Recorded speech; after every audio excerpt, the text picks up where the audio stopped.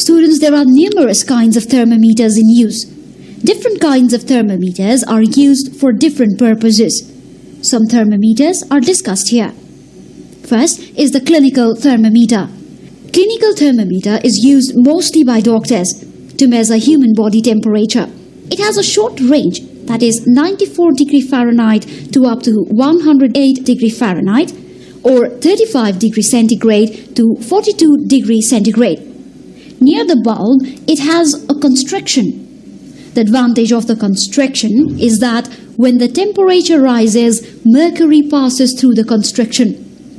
But when the temperature falls, the portion of the mercury thread below the constriction contracts into the bulb, while the portion above the constriction remains normal.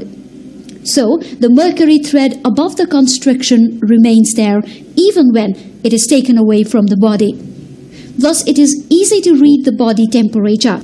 Normal body temperature is 98.4 degree Fahrenheit. The other type of thermometer is the maximum-minimum thermometer. Students, this thermometer is used to measure the maximum and minimum temperature of a particular place within 24 hours.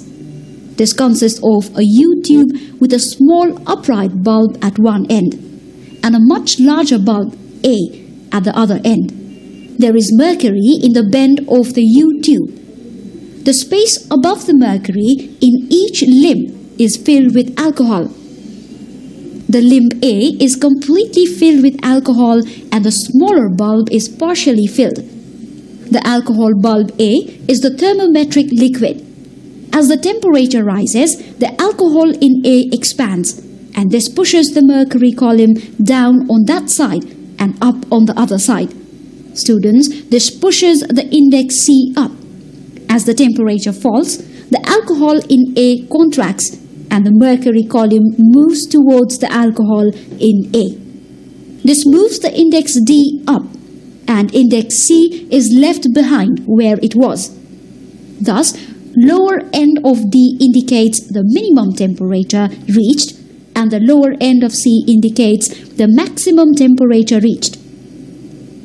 Dear students, the level of the alcohol-mercury contact in either limb at any instant indicates the true temperature at that instant.